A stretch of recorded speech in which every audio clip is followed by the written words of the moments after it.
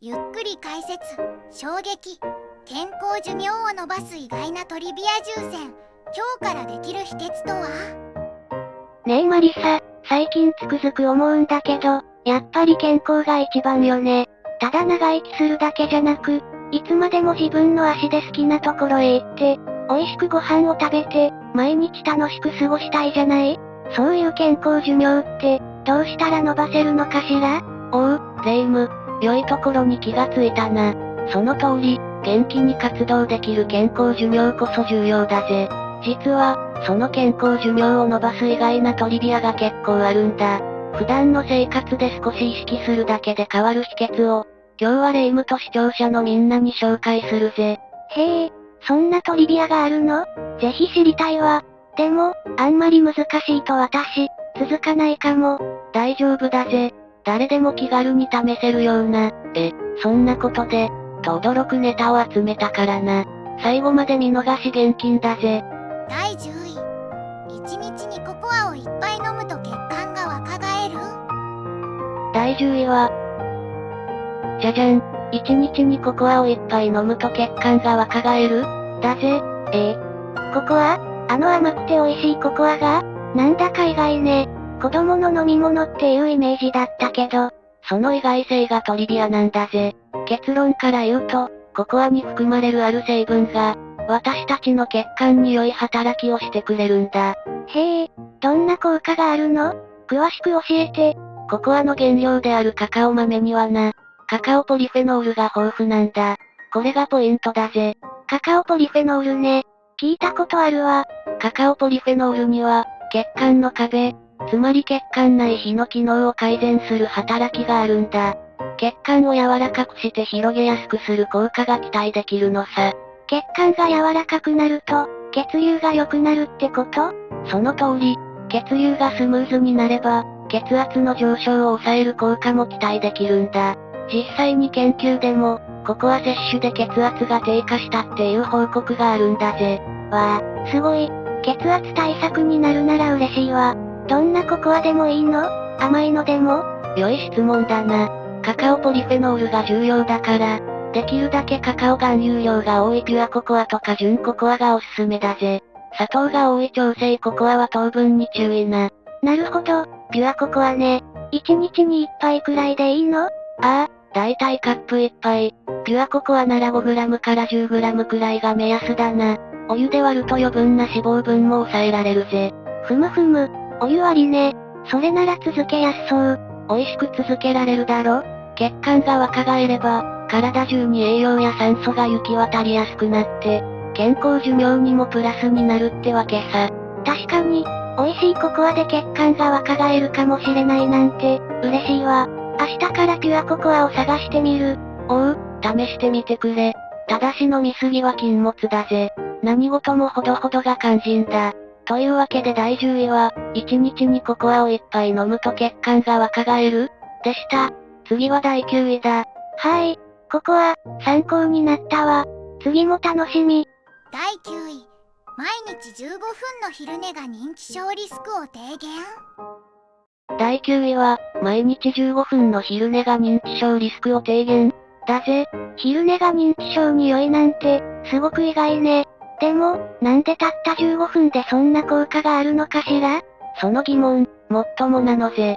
実は、短い昼寝は脳の疲労回復に非常に効果的なんだ。日中の脳の活動によって蓄積される老廃物をクリアにする助けになるんだぜ。脳の老廃物？ああ、例えば、アミロイド β のような物質は、認知症の原因の一つとして考えられているんだが、睡眠中に脳脊髄液の流れが活発になることで排出されやすくなるんだ。短い昼寝でも、この排出プロセスを助ける効果があると言われているのぜ。なるほど。それだけじゃないわよね。もちろん、認知機能の向上も期待できるぜ。午後の集中力や記憶力がアップして、情報処理能力が高まるんだ。さらに、ストレスホルモンのコルチゾールを減少させる効果もあるから、心身のリラックスにもつながるぜ。ストレス軽減も大事よね。でも、長すぎると夜の睡眠に影響が出そうだし、起きた時に帰って眠気が増す睡眠感性ってのもあるって聞くわ。その通りだぜ、レ夢ム。だからこそ、15分から30分以内が推奨されているんだ。これ以上長くなると、深い眠りに入ってしまい、起きた時に帰ってだるくなったり、夜の寝つきが悪くなる可能性があるんだぜ。午後の早い時間帯に取るのがベストだ。時間を守ることが大切なのね。毎日続けることで、効果も大きくなるってこと？そうなのぜ。短い昼寝は、脳のメンテナンスタイムだと考えるといい。積み重ねることで、長期的な認知機能の維持に貢献し、結果として認知症リスクの低減につながる可能性があるってわけだ。健康寿命を考える上で、この手軽な習慣は取り入れやすい秘訣なのぜ。今日の昼休みから早速試してみようかしら。手軽で効果的って最高ね。第8位。ペットを飼っている人は心臓病リスクが低い？ねえマリサ、ペットを飼うことって、健康に良いって聞いたことあるけど、本当に心臓病のリスクが下がるの？ああ、実際に研究で示されているんだぜ。例えば、スウェーデンの研究では、犬を飼っている一人暮らしの人は、心臓病で死亡するリスクが 36% も低下したって結果が出てるんだ。そんなに効果があるんだ。どうして犬を飼うと心臓に良いの？いくつか理由があるけど、まず犬の散歩で自然と運動量が増えることが挙げられるな。定期的な運動は心臓の健康に良い影響を与えるんだ。なるほど。確かに犬の散歩は毎日の習慣になるもんね。他には？犬との触れ合いがストレスを軽減し、血圧や心拍数を安定させる効果もあるんだ。さらに、犬を飼うことで孤独感が減り、社会的なつながりが増えることも心臓病リスクの低下につながると考えられているぜ。確かに、犬を連れていると人との会話も増えそうだし、気分も明るくなりそう。その通りだぜ。実際、犬を飼っている人は、そうでない人に比べて、心血管疾患による死亡リスクが 15% 低いというデータもあるんだ。すごいね。でも、猫を飼うことでも同じような効果があるのかな？猫を飼うこともストレス軽減や血圧の安定に役立つとされているけど、犬のように散歩での運動効果は少ないかもしれないな。ただ、どちらのペットも心の健康には良い影響を与えることは間違いないぜ。なるほど。ペットとの生活が心と体の健康に良い影響を与えるんだね。そうだな。ペットを飼うことで、日常に喜びや目的が生まれ、それが健康寿命の延伸につながる可能性があるんだ。第7位。冷たいシャワー。温冷交代浴で免疫力が向上する？ねえマリサ、最近、冷たいシャワーや温冷交代浴が健康に良いって聞いたんだけど、本当に免疫力が上がるの？ああ、実際に研究で示されているんだぜ。例えば、オランダで行われた研究では、3000人以上の参加者が30日間、温かいシャワーの後に30秒から90秒の冷水シャワーを浴びたところ、病欠日数が 29% 減少したって結果が出てるんだ。そんなに効果があるんだ。でも、どうして冷たいシャワーで免疫力が上がるの？冷水が交感神経を刺激して、ノルアドレナリンの分泌を促すんだ。これが免疫細胞の活性化につながると考えられているぜ。また、冷水にさらされることで血行が良くなり、代謝が促進される効果もあるんだ。なるほど。でも急に冷たい水を浴びるのはちょっと怖いな。最初はぬるま湯から始めて、徐々に水温を下げていくといいぜ。いきなり冷水を浴びると、心臓や血圧に負担がかかるから注意が必要だ。特に高血圧や心臓に持病がある人は、医師に相談してから始めた方がいいな。わかった。徐々に慣らしていくのが大事なんだね。他にも効果はあるの？冷水シャワーは、筋肉の回復やストレス軽減、うつ症状の改善にも効果があるとされているぜ。冷水が脳内の神経伝達物質を活性化させて、気分をリフレッシュさせるんだ。すごいね。でも、毎日続けるのは大変そう。無理のない範囲で続けることが大切だぜ。朝のシャワーの最後に30秒だけ冷水を浴びるだけでも効果があるから、試してみるといいぜ。やってみる。ありがとう、マリサ。第6位。趣味に没頭する時間はストレスを大幅に軽減する？第6位は、趣味に没頭する時間はストレスを大幅に軽減するだぜ。趣味がそんなに健康に良いなんて、どうしてかしら？実は、趣味に没頭するフロー状態がポイントなのぜ。夢中になると、嫌なことから意識をそらすことができるんだ。フロー状態。集中すると心が解放される感じね。その通りだぜ。好きなことに取り組むと、脳内で快楽物質や幸福物質が分泌される。これがストレスホルモンコルチゾールを減らすんだぜ。なるほど。脳内物質が関係しているのね。どんな趣味が良いの？どんな趣味でもいいんだぜ。音楽、スポーツ、読書、ガーデニング、料理、自分が心から楽しめるものを見つけるのが一番大切だぜ。自分が夢中になれる時間を持つことが大事なのね。でも、忙しいと後回しにしちゃうわ。そこが肝心なのぜ。毎日少しでもいいから、意識的に時間を確保するんだ。それは脳の休息であり、心の栄養補給、ストレスが溜まりにくい体質になる助けにもなるぜ。ストレスが減ると、病気にもなりにくい気がするわ。そうなのぜ。長期的なストレスは高血圧や心臓病、免疫力低下など、様々な健康問題につながるからな。趣味の時間は健康寿命を延ばす上でも非常に重要なのぜ。今日からもっと趣味の時間を作ろうっと。健康のためにもね。第5位、午前中に太陽の光を浴びると睡眠の質が向上する？ねえマリサ、朝に太陽の光を浴びると、夜の睡眠の質が良くなるって本当なの？ああ、本当だぜ。朝日を浴びることで、体内時計がリセットされて、夜にぐっすり眠れるようになるんだ。どうして朝日がそんなに効果的なの？朝の光を浴びると、脳内でセロトニンっていう物質が分泌されるんだ。このセロトニンは、夜になるとメラトニンっていう睡眠ホルモンに変わるんだぜ。だから、朝にしっかり光を浴びることで、夜のメラトニンの分泌がスムーズになって、質の良い睡眠につながるんだ。なるほど。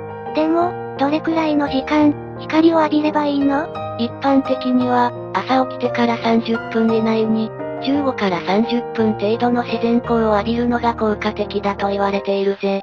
曇りの日でも、屋外の光は室内よりずっと明るいから、外に出るのが一番だな。それなら、朝の散歩とかも良さそうだね。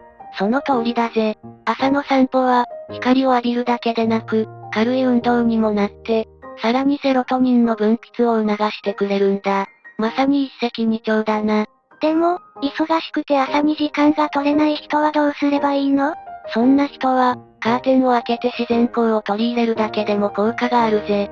朝食を窓際で食べるとか、通勤時に日の当たる道を選ぶとか、ちょっとした工夫で光を浴びることができるんだ。それなら私にもできそう。明日から試してみるね。ぜひやってみてくれ。朝の光を浴びる習慣をつけることで、睡眠の質が向上して、日中のパフォーマンスも良くなるはずだぜ。第4位、発酵食品を積極的に摂ると免疫力がアップする？第4位は、発酵食品を積極的に摂ると免疫力がアップする？だぜ。発酵食品って、お味噌とか納豆とか？それが免疫力アップにつながるの？その通りだぜ。免疫細胞の約7割は腸に集中していると言われてる。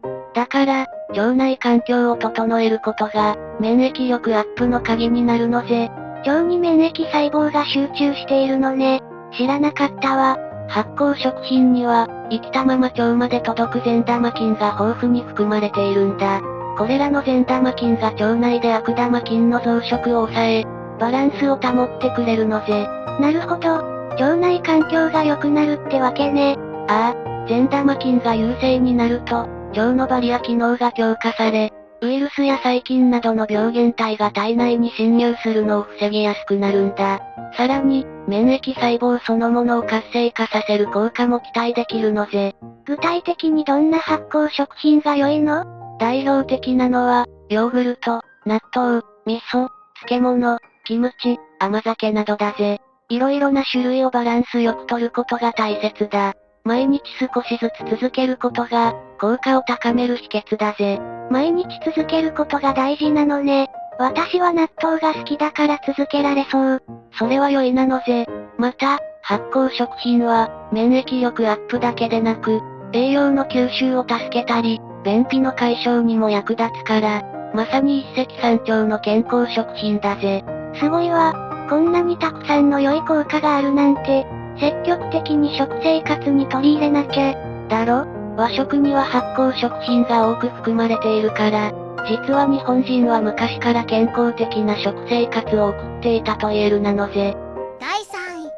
7時間睡眠が健康寿命に最も良い影響を与える？さあ、いよいよベスト3ね。第3位は何かしら？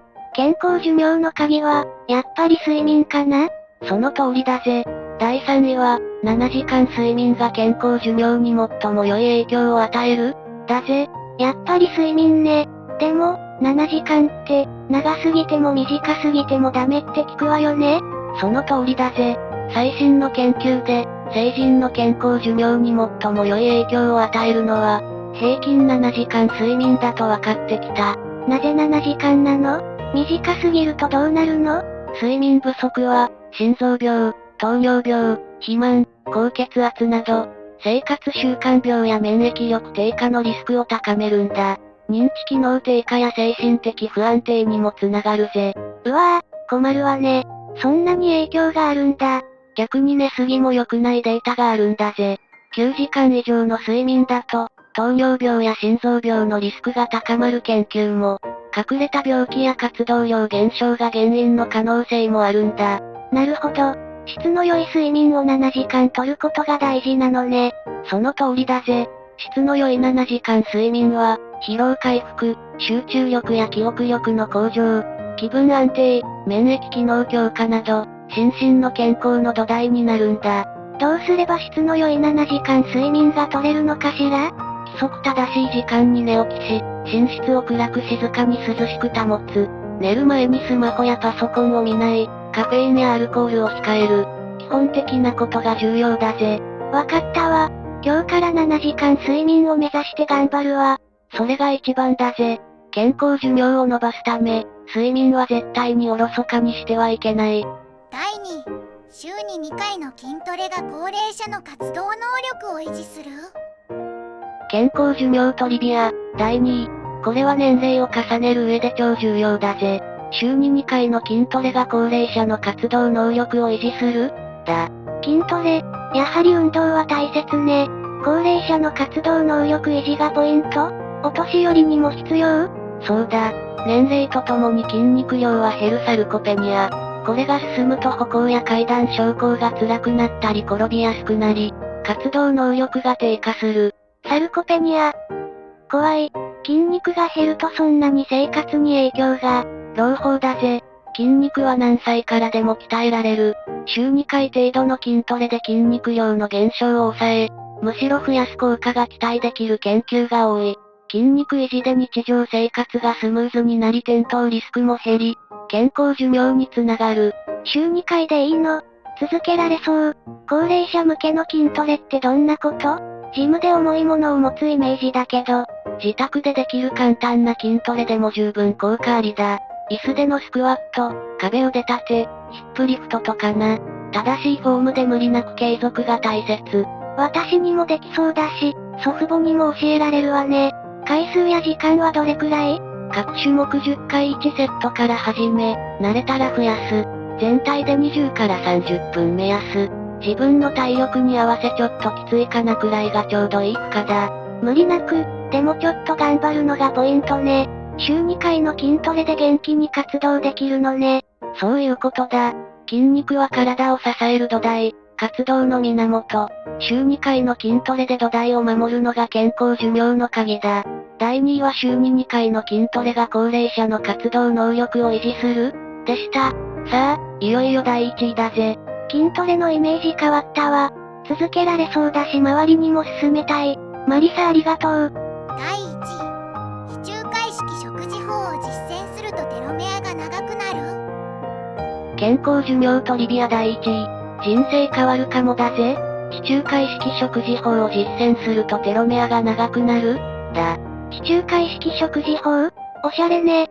テロメアって何？難しそうだけど第1位だからすごいのよね。まずテロメア。細胞の染色体の端にあって染色体を保護するキャップだ。細胞分裂のたびに短くなり、一定の長さになると細胞は分裂できず老化が進むと考えられてる。命のろうそくみたい？テロメアが短くなると老化が進むのね。地中海式食事法はテロメアに関係が？そうだ。